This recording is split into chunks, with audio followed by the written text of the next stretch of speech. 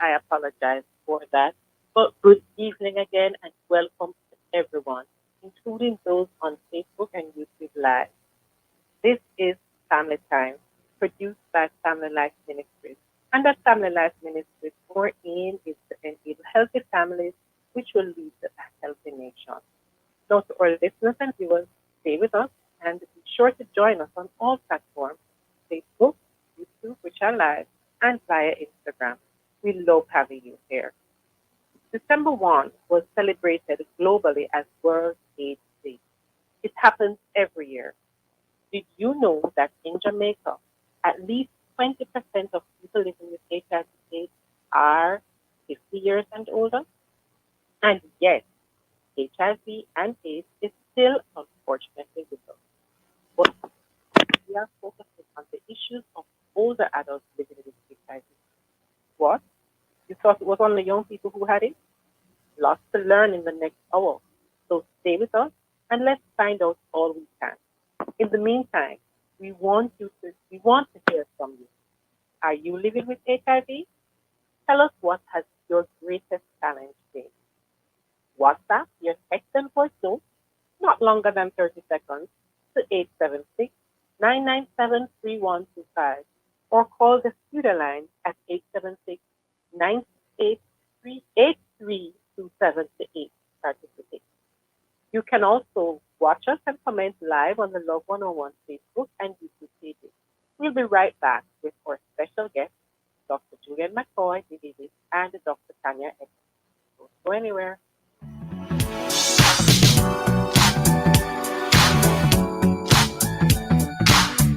Let's give ourselves the best gift yet. Great mobile and internet. Value the whole year long. Gotta know the best to get. Flow has savings just for you. Give great Christmas gifts, it's true. Samsung tablet for my boo. Our moments together with Flow Yard and Road, it's better. This Christmas, Flow gives the best to you. With Yard and Road, get a Samsung tablet or a phone for just $999 plus GCT. Flow gives the best to you. Conditions apply. Dedication, inspiration, need something to ease congestion. Taking action, fill prescription, Fontana, the right decision. Baby, family, education, satisfy your situation. Beauty, makeup, home creation, Fontana, every occasion. Work or play or celebration, great attention, 5 locations. That's the service For the nation, Fontana. It's all good inside. Shop at FontanaPharmacy.com for Jamaica's widest selection online. Jingle bells, jingle bells. What we it? Is Christmas already? That's right. Nice up your Christmas with a loan from Chris and Charles. And you could be one of our weekly winners of $30,000 or our grand prize winner of $500,000 in our Chris and Charles 30/30 promotion. Christmas nice again. For details, call 876-920-4189. Promotion runs May 18 to December 14, 2022. Conditions apply. Authorized under Section 58.3 of the Betting, Gaming, and Lotteries Act. When you think loans, think Chris and Charles. The Trust and Corporate Services Providers Act 2017 and the Trust and Corporate Services Providers Regulations 2022 require that individuals and corporate entities be licensed by the Financial Services Commission. Individuals and entities that were providing a corporate or trust service before April 25, 2022 must therefore submit an application to the FSC for the appropriate license on or before April 24, 2023. Relevant stakeholders are encouraged to apply now. Application forms may be obtained from the FSC's website at www.fscjamaica.org. Precious moments we share with you, everything's so right. Malta, you're full of life. The time by Malta is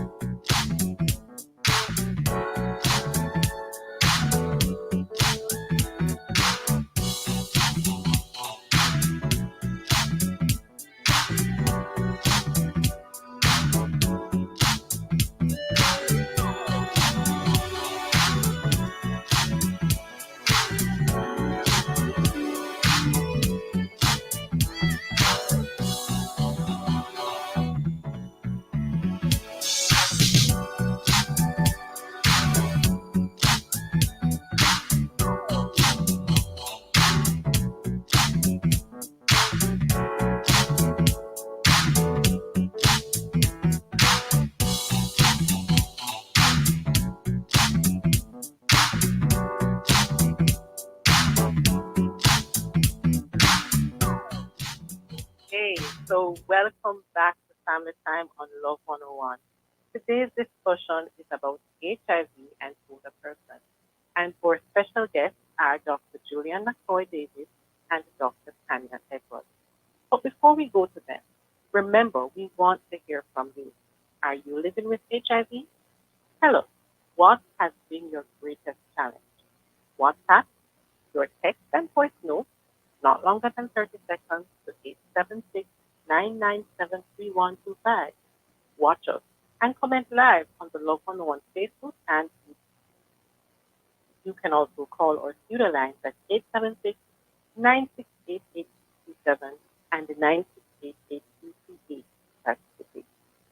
Dr. Julian McCoy Davis and Dr. Tanya Edwards. Both ladies are lecturers at Mona Aging and Wellness Center at UWI. And Dr. McCoy Davis is, introduced her already. How are you both doing? I'm well, thank you. I'm well, thank you. Okay, great to have you ladies. Now, Thank you. we're going to jump right into our discussion. Dr. McCoy Davis, how would you define equity in health and how does this affect persons living with HIV? Okay.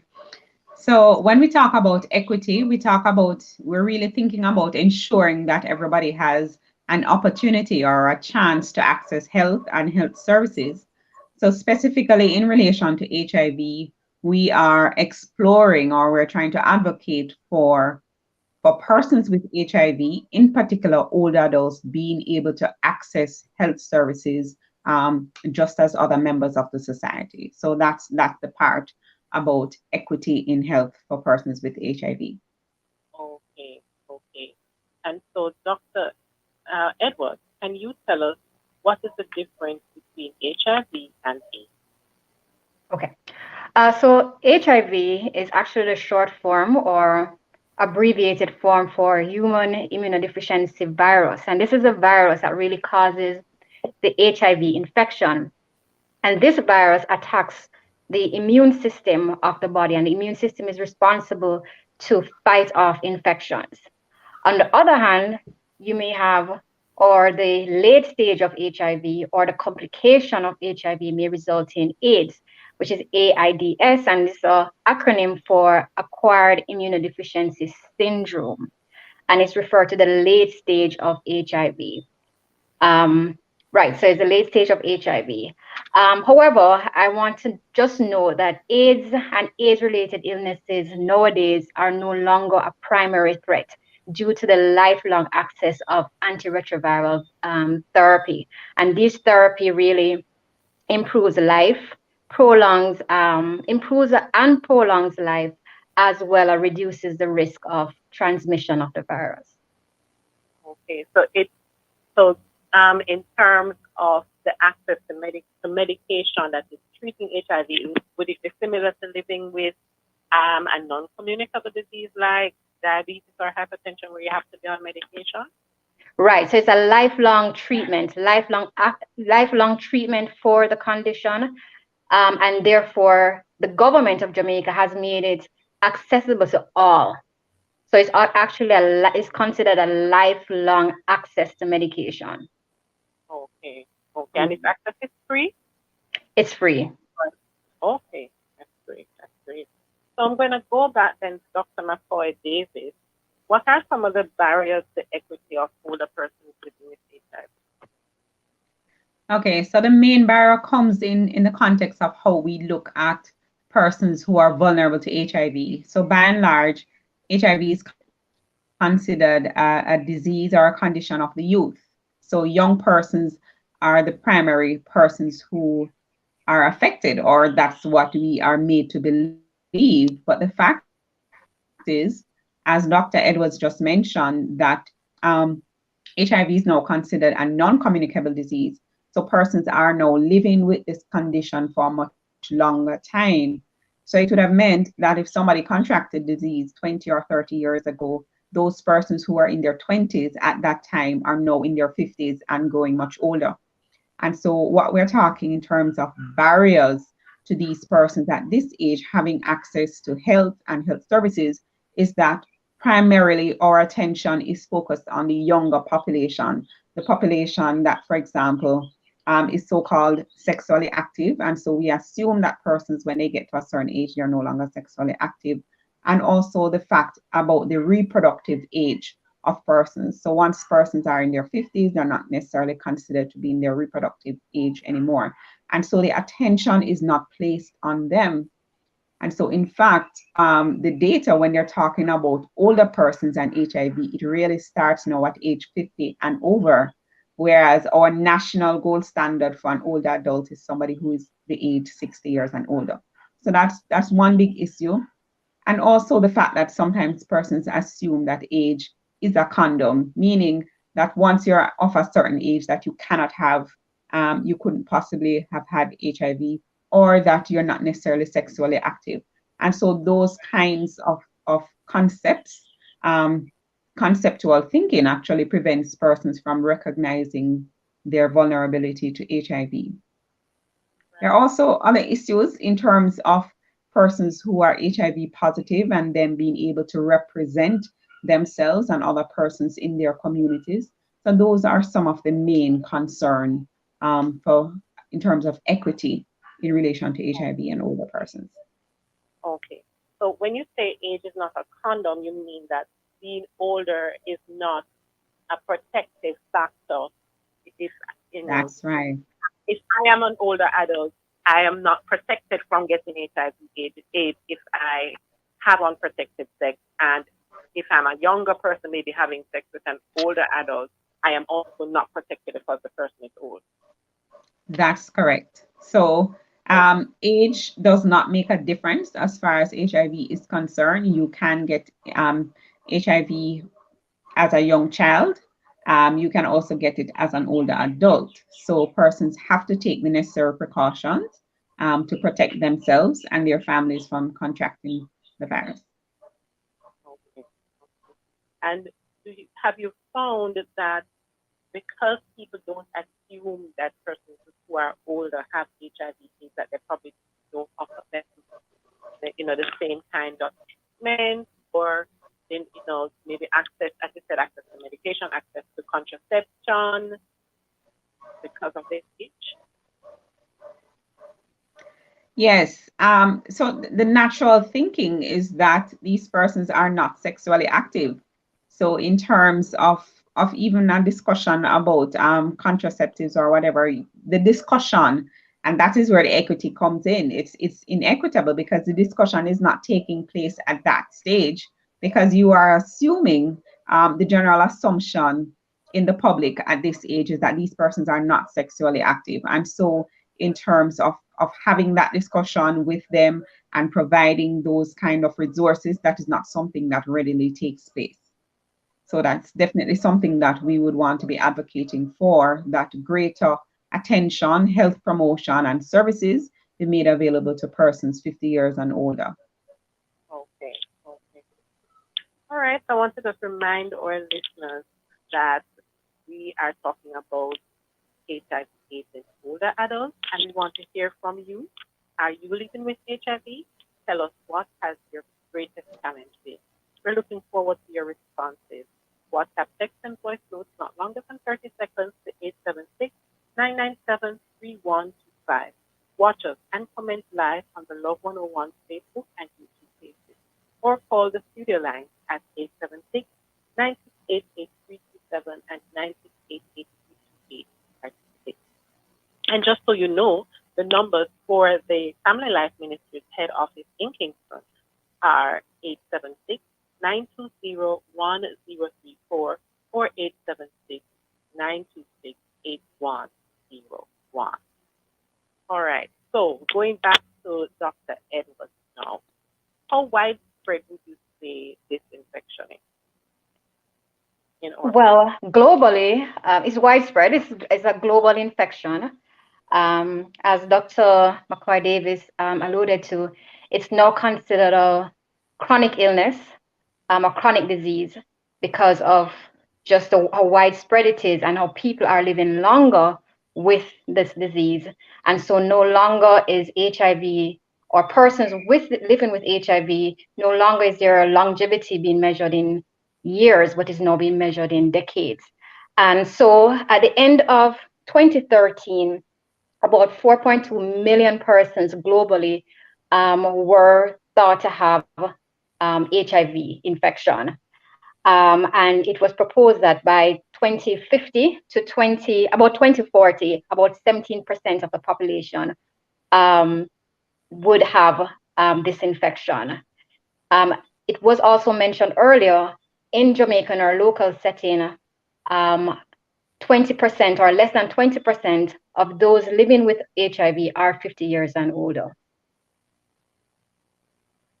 So quite globally, and it's not just affecting just the global sphere, but it's also affecting us locally as well. Oh, okay. And do you have figures on the percentage in our population of persons living with HIV? I did not hear you clearly. Do you have figures on the number of persons in Jamaica living with HIV/AIDS overall? Okay. So our it's currently 1.7% of the adult population, and of that percentage, less than 20% are 50 years and older. Okay. Okay. Great. So, how is it transmitted? We have several myths. We would have learned a lot over the years since the first time we heard about HIV and AIDS. Can you share with us? Sure. So the HIV infection can be transmitted sexually, so it's sexual contact. It can also be transmitted through contaminated blood products, sharing of needles if somebody has the HIV infection and they're sharing needles. It can also be transmitted via mother to child by means, as well as cases that there are people who have had done minor procedures, including tattoos, have had been infected in that way as well. Okay. And what are some of the myths about HIV? So there are many myths that are a misconception about how HIV is transmitted. For example, person may think that if you hug a person with HIV, with the HIV infection, they will be able to get it as well. That's not true. Through shaking of hands, through sharing the same office space or home space or any personal space, HIV is not cannot be transmitted in that way. Okay. What about sharing? Also, it's not airborne, meaning you cannot get it in the air. It's not transmissible in the air. Like if somebody sneezes and has the HIV infection, no one will get it that way. It's only the transmission mode is through sexual contact, bodily fluids, really. Any bodily fluids. Okay. What about sharing utensils? I remember that was a common myth. No. So what are some of the challenges that older persons living with HIV face? So some of the challenges that older persons living with HIV may face, Dr. McCoy Davis had alluded to as well, is that the age group of older person, or the definition of an older person living with HIV is 50 years and older, as opposed to the traditional definition of old age, which is 60 or 65 years and older. And so with HIV, because of with the HIV infection / disease, there's a chronic inflammatory response and process. And so there's what's called an accelerated aging, meaning they're aging, persons who are living with HIV are aging faster than one who does not have it.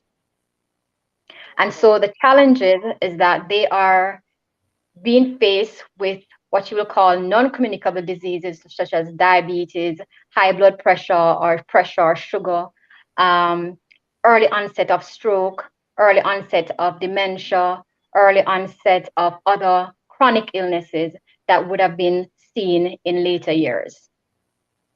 Wow. All right. Okay, so let us go to Dr. McCoy Davis. In terms of the social support and family support. I know in the past that would have been lacking for persons living with HIV/AIDS. What is it like now, and what's the difference for older persons who are living with HIV? Well, if I could just pick up back on some of the myths that Dr. Edwards spoke about earlier in terms of how persons used to view HIV, that it could be easily passed on, for example, through hugs, through close contacts, shaking of hands and all of that. So what we would have found is that in the past, the kind of family support, it wasn't really there.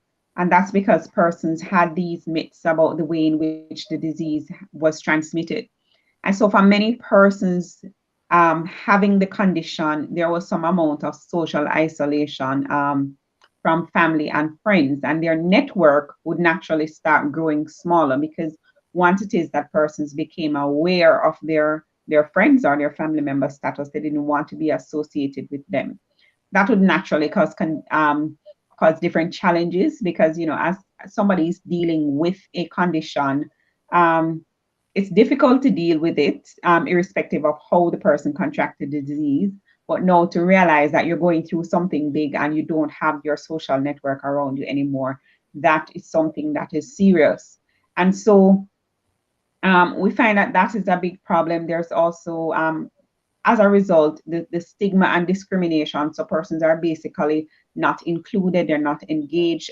Persons may not, their friends may not want to associate with them. And so that becomes a big challenge. And when you view HIV in the context that it is now considered a non-communicable disease, the thing is that we really need to get past those levels of stigma and discrimination and to deal with persons on a different level. Because the fact is, if you go and, you know, if you disclose to somebody, for example, that you have one of the other non-communicable disease, for example, diabetes or hypertension, people don't withdraw from you, okay?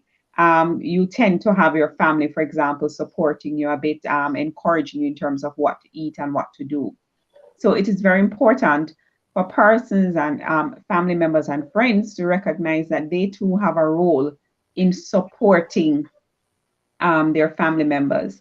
I must say, though, that as a country, as a people, we have come a long way in terms of the kind of social support that we give to persons who are HIV positive, but there still is more that can be done to support them along that process. Okay, great. So in terms of isolation, are people do they still feel a sense of isolation, or do they withdraw from people around them when they learn that they have HIV/AIDS? Are older adults more prone to isolation than younger persons with HIV? For some older adults, that is a big reality. Dr. Edwards mentioned the whole element of accelerated aging and some of the other complications that come due to chronic conditions, but also the fact that sometimes with so many different things happening to the older persons, if some of them really do not have that support system around. And some family members, for example, are, maybe living in denial, as well as maybe embarrassed about the condition of their loved one. And so that kind of support system may not be there as much. So there are, in fact, older persons living with HIV that really need some support. In terms of other conditions, for example, the mental health impact of HIV and the possibility of depression and other mental implications is also great. And so having persons to support, to talk to them, and to help them through the process is very important. Is there any assistance that is needed for persons living with HIV/AIDS in terms of their physical environment? Maybe the need for assistance with their mobility, and how does this complicate their condition? Mm-hmm. Well, the physical environment is very important as the person with HIV, as the condition progresses. So mention was also made of the condition progressing to AIDS. And so when it gets to that stage, then definitely there needs to be a supportive environment in place to be able to better accommodate these persons and to provide for them. So there is some amount of assistance that is required. Mobility aids, I mean, they can't, I mean, there are different agencies that work specifically in the area of HIV and AIDS. Jamaica AIDS Support for Life, Jamaica Network of Seropositives, as well as CHEERS, for example. And all of these entities, among others, are working in the area of HIV, and they do have clients that need support in terms of mobility aids and different kinds of assistance, not just mobility aids, for example, personal supplies, for example, to assist them as they go through this condition. Okay, thank you so much. So we are upon our break already, guys. Remember, this is Family Time on Love 101, and we want to hear from you. Are you living with HIV? Tell us, what has your greatest challenge been? We're looking forward to your responses. WhatsApp text and voice notes not longer than 30 seconds can be sent to 876-997-3125. You can watch us and comment live on the Love 101 Facebook and YouTube pages, or you can call the studio line at 876-988-8888. And just so you remember, the FLM head office numbers in Kingston are 876-920-1034 and 876-926-8101. We'll be right back.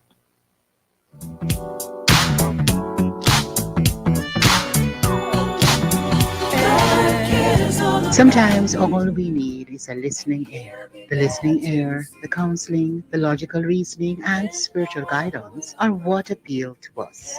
That's why I'm here. I'm Dr. Joan Pinkney, the counselor, your counselor on Love 101 FM, Tuesdays and Wednesdays, 10 to 11 p.m. You know you can call on me. I will listen and more. So let's talk about what's bothering you. Anything. Tune in, listen, call in, text or voice message. I'm Dr. Joan Pinkney, counseling psychologist, ready with a listening ear. Tuesdays and Wednesdays, 10 to 11 p.m. Right here on the family station, Love 101 FM.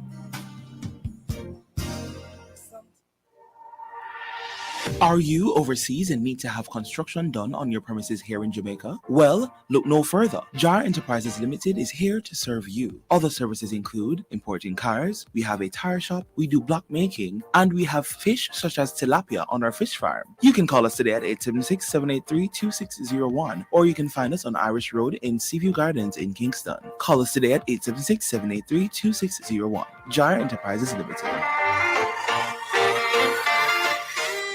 International gospel music ministers Chandler Moore and Naomi Rain from Maverick City take the stage live at the National Stadium alongside Kevin Downswell, Carlene Davis, Rhoda Isabella, and Rondell Positive as Kingdom Culture presents the Well Encounter, the ultimate worship experience. National Stadium, Saturday, December 10. Early bird tickets at SpurOpen.com/TWE22. Follow on Instagram, the Well Encounter Experience. Sponsored by Purity, Sadcore, Love 101 FM, Grace, Pepsi.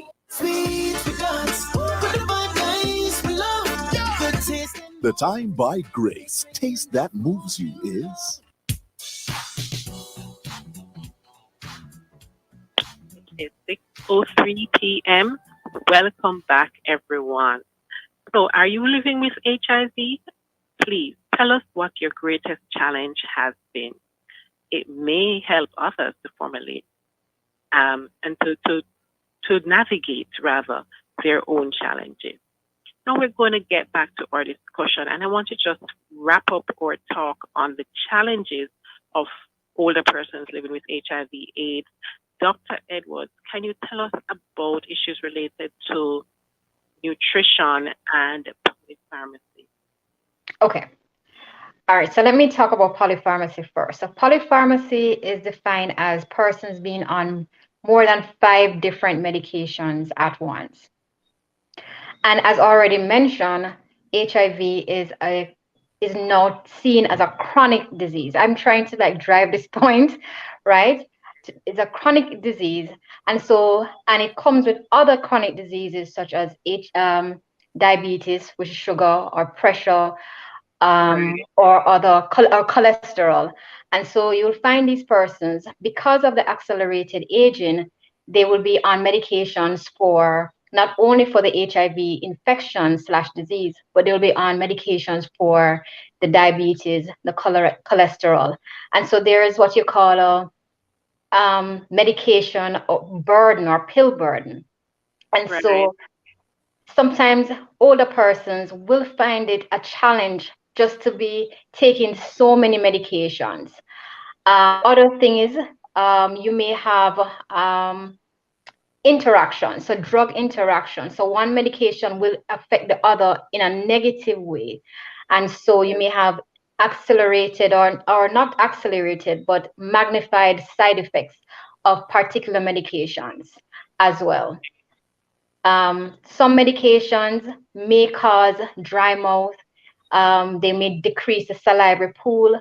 They may cause decreased appetite, or they may suppress the appetite. And so nutrition or the challenge with nutrition will come in because they're not able to eat properly because of the side effects of some of these medications. Additionally, one of the challenges that persons may face is just the cost to access food. And we talk about equitable equality and equity for person to be able to access, not just healthcare services, but also proper nutrition, proper food.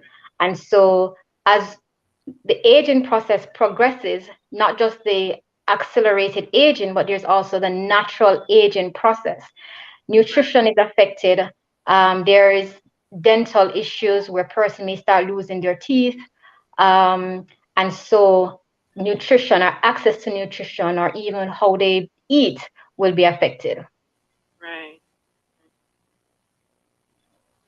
Oh, that's a big burden, I believe, having to take so many medications to keep track of so many medications. When someone has HIV/AIDS, if that's the only illness they have and they haven't, degenerated into having other diseases as well, how many medications are associated with treating HIV/AIDS only? Well, they can take up to 3 per day. There are some medications or some antiretroviral therapy that only consists of 1 tablet. And so with that 1 tablet, it actually promotes good adherence or compliance with the medication among persons who are living with HIV.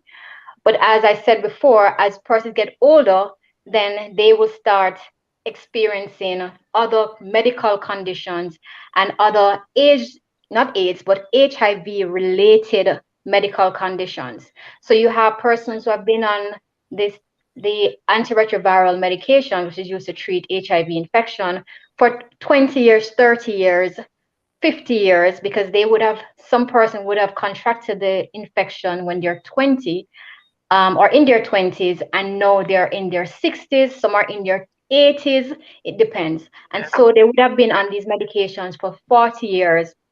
And there are side effects of taking the antiretroviral medications, such as affecting the liver, affecting blood vessels, affecting organs in the body. And so you have those kind of complications, which these complications must be treated with other medications. And so you can see almost like a double whammy or tumbling complications that is occurring. Importantly, with persons living with HIV as they get older, aging with HIV, there's a term called multimorbidity. So we've heard of a comorbidity because of COVID. We all know about comorbidities. But with HIV, persons living with HIV, there's multi-morbidity, meaning not only do they have HIV infection or the disease, but there are other things. There are other related conditions, and there are other non-HIV related conditions. Okay.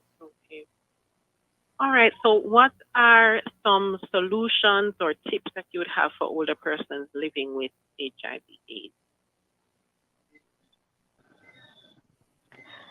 So some tips of older persons living with HIV. Dr. McCoy Davis had mentioned about isolation, and an important issue about isolation is secrecy. Many persons are living with HIV for 20 years, 30 years, 40 years, and the only persons who are aware of this is their doctor and themselves. And so this pushes them in further isolation, further mental health issues, further depression. And so my suggestion or encouragement would ask persons who are living with HIV, older adults, find someone that they can trust. Find someone that they can trust. And for those who are listening, that when you meet somebody who's an older adult and has HIV infection, do not scorn them, do not, isolate them. One of the things that will drive isolation and depression is the stigma and discrimination that is still going on, unfortunately. Yeah.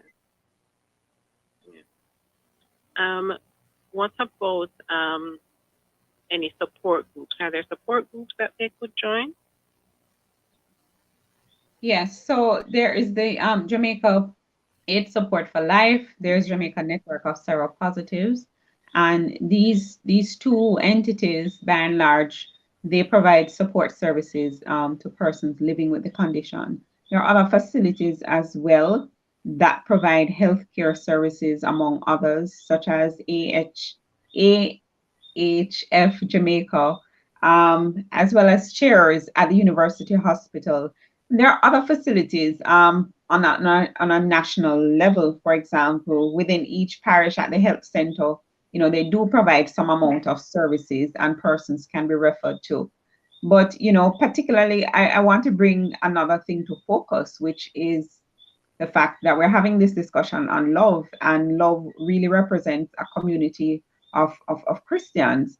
And so the other thing is there is a big role for the church as far as HIV is concerned, because there are so many persons who are members of churches, they are Christians, and they also have older family members as well as younger persons who can become engaged.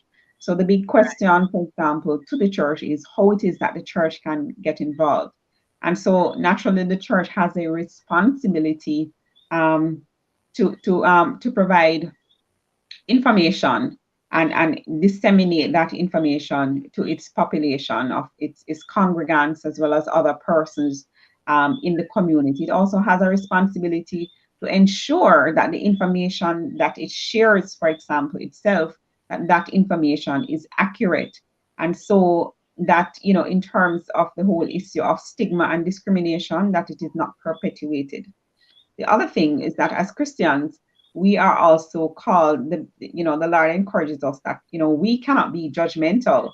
And so that's one of the things, when it is that somebody presents to you with HIV, it's very easy for persons to start thinking it through and wondering, what happened, what did you do and why it is that you end up with this condition. But we're not called to judge. We're called to serve. We're called to love.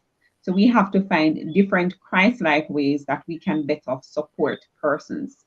There are also other opportunities. A lot of times persons are volunteering and doing different things, or persons are looking for groups that, they can engage with and better support. And so here is a population of persons who are definitely in need of our love and support in different ways. So we can, for example, through the different entities, find ways in which we can better serve them. I just wanted to clarify something, Tamaya, if that's okay, because I think earlier when I was speaking, I did mention HIV as a non-communicable disease. And I really just want to clear it up because it is in fact a communicable disease based on how it is transmitted. So HIV is a communicable disease. I know one of our listeners did respond about that issue in the chat. And so yes, it is in fact a communicable and not a non-communicable disease. So it is something that persons are living with on a long-term basis, but it is something that can be passed, transmitted to other persons easily. Okay, great. All All right, we are heading into our final break already. Where is the time going? This is Family Time on Love 101. We are on YouTube and on Facebook Live. We're also on Instagram. It is produced by Family Life Ministries. For our social media interaction, we want to know, are you living with HIV? Tell us, what has been your greatest challenge? Let us know via WhatsApp and voice note, no longer than 30 seconds, to 876-997-3125. On the Love 101 Facebook page, the Love 101 YouTube channel, or you can call the studio lines at 876-968-8327 to 8 participate. We are also on Facebook and YouTube Live. We want to hear from you this evening as we discuss HIV and the elderly with Doctors McCoy Davis and Edwards. Don't go anywhere.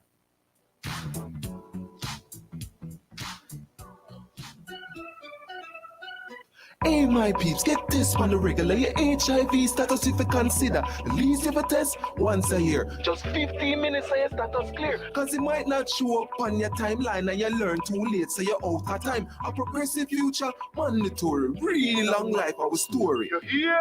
Remember, update your status in a real life. Go HIV test today. Just 15 minutes and your status clear. Really long life, our story. Real long life was a youth coming from the Ministry of Health and Wellness. International gospel music ministers Chandler Moore and Naomi Rain from Maverick City take the stage live at the National Stadium alongside Kevin Downswell, Arlene Davis, Rhoda Isabella, and Rondell Positive as Kingdom Culture presents the Well Encounter, the ultimate worship experience. National Stadium, Saturday, December 10. Early bird tickets at spuropen.com/TWE22. Follow on Instagram, the Well Encounter Experience. Sponsored by Purity, Sadcore, Love 101 FM, Grace, Pepsi. Come here, Lizzie. We have to leave now, but I'm so glad I can carry my Love 101 FM with me anywhere me go. How you do that? What do you mean? I have the Love 101 FM app on my phone, so no matter wherever support me go, I just click on the app and props. My Love 101 is right here with me on my iPhone. But after me not have iPhone, so how me I go here? Simply go to your Play Store on your Android phone. Search for Love 101 FM. The red app with the Love 101 logo will show up and you just download it. Even my friend in New York did a listen love the other day. Clear in New York, my dear. And you know how him did a listen? Let me guess. Pan the Love 101 FM app. All right then, all right. Me I go download it so I can have love with me to anywhere me go. Have you downloaded the Love 101 FM app? Take Love 101 FM with you anywhere and listen anytime via the Love 101 app. Available in your Play Store for Android phones and on your iPhone in the App Store. Love 101 FM. We are here, there, and everywhere. The family station. Love 101. The family station.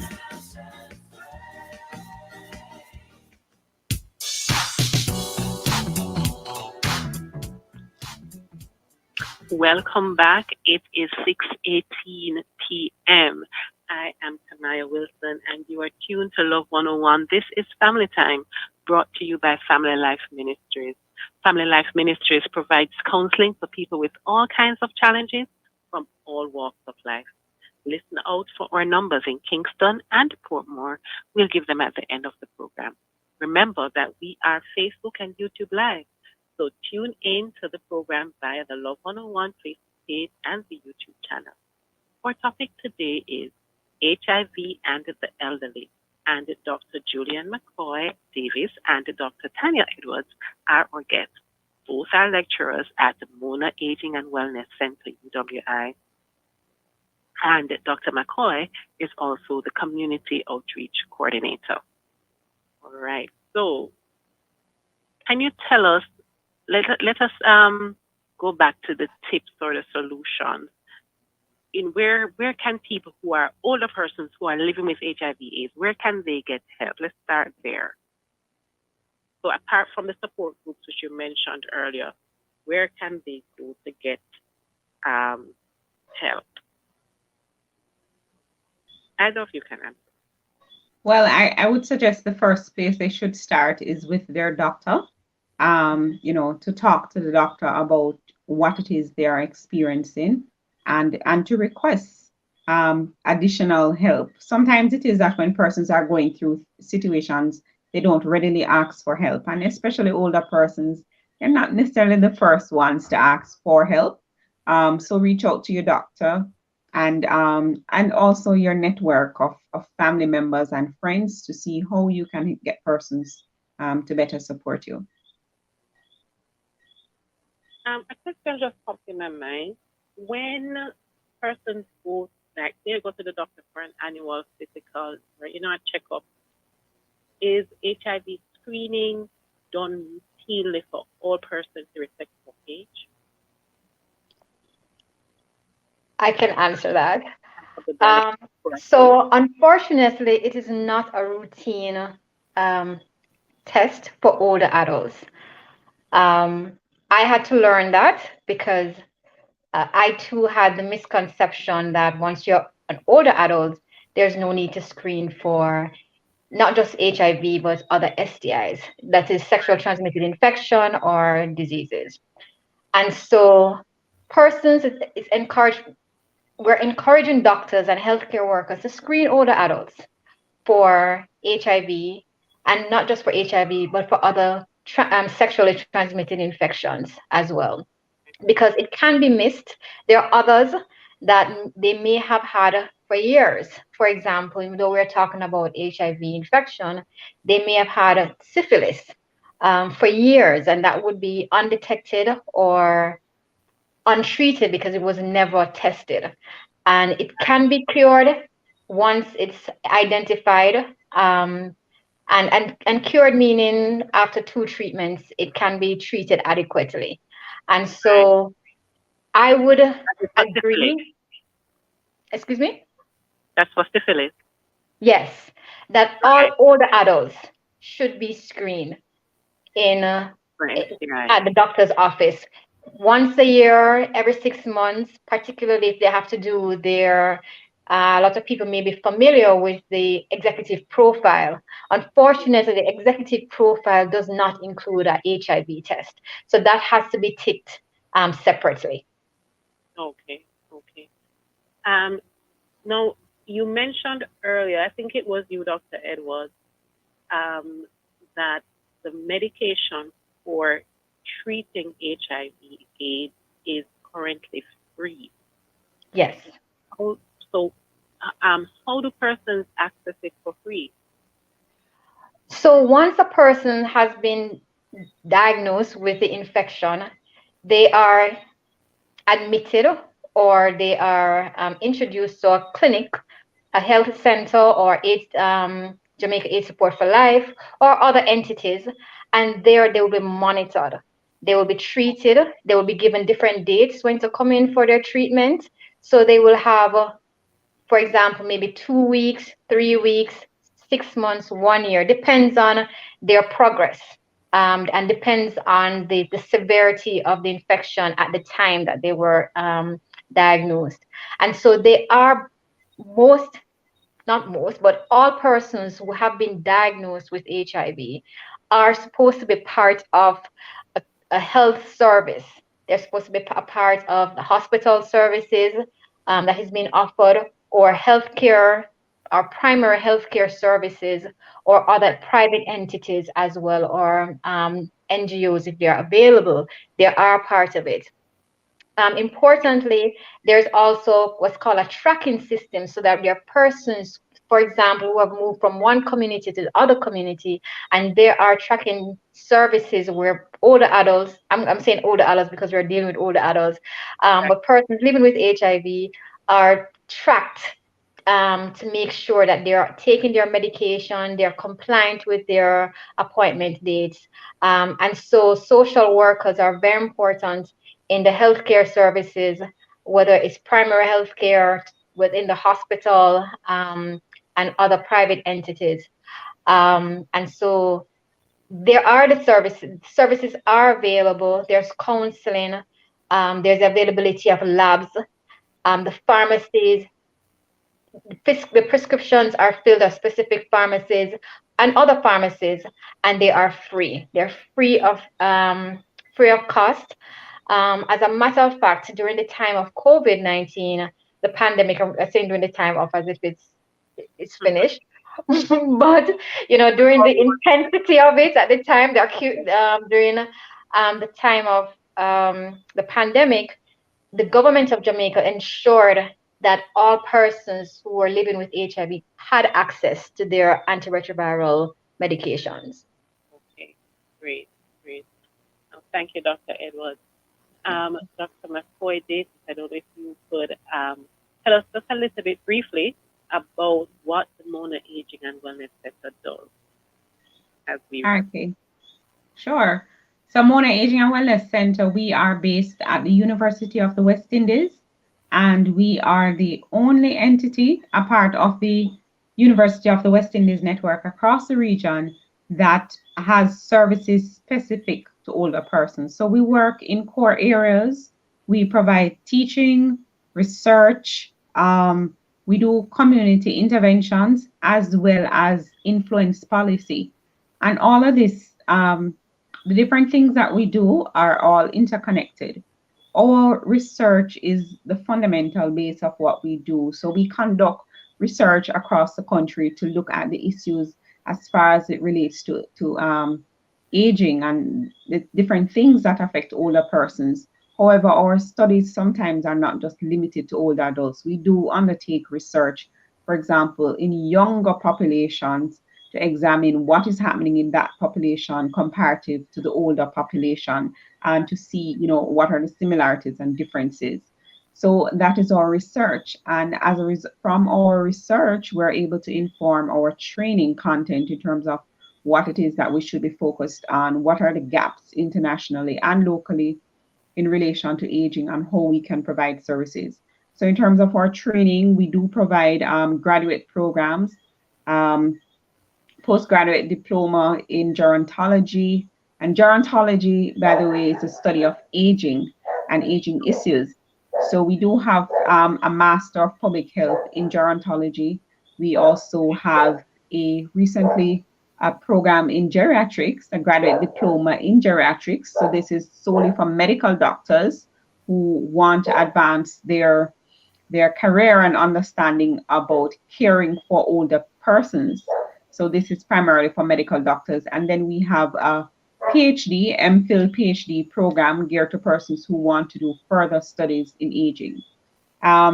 Community interventions are also directly related to our research. So whatever our findings are, there are times when we will facilitate different interventions, maybe like in terms of health fairs and other services at the community level. And then policy influence, again, is based on our research findings. So for example, our director, Professor Eldemar Shero, she was integrally involved in the development of a national policy for senior citizens in Jamaica, and has also, through our research, we've been able to influence other programmatic responses in relation to aging. So we are a part of the National Council for Senior Citizens, a part of the Caribbean Community of Retired Persons, as well as involved in other areas of policies, such as what we have now through the Jamaica Drugs for the Elderly program and the National Health Fund. So we are a small unit, but our work is very wide in terms of what we do and our focus on aging. Okay. And we are so glad that you and Dr. Edwards were able to make time to share with us and to enlighten our listeners. Thank you for having us. Thank you for having us. Thank you. Okay. So thank you, listeners, for being here with us as well. If you have any questions of a personal nature, any questions related to our topic today, or you're concerned about a family member or a friend, call us at Family Life Ministries. For our center in Portmore at 117 Cecile Avenue, you can call 876-939-7917. For more information on our services or counselors in Kingston and other parts of the island, contact our head office at 876-920-1034 or 876-926-8101. Note that appointments can only be made by calling the offices. Otherwise, keep up to date with what's happening with FLM and our programs by joining us on Facebook and on YouTube channel as well as Instagram. Before we leave, our Bible verse this evening is, bear one another's burden and so fulfill the law of Christ. Join us again next week. We want to tell you thank you so much to our guests, Dr. Julian McCoy Davis and Dr. Tanya Edwards. We also want to thank our show's producer, Kathy Gale of Open Door Communications, and our studio facilitator. Extra special big up and thanks to you today, Timoy Butler, and of course, you. I'm Tamaya. Have a good evening. Stay well, stay safe, stay blessed.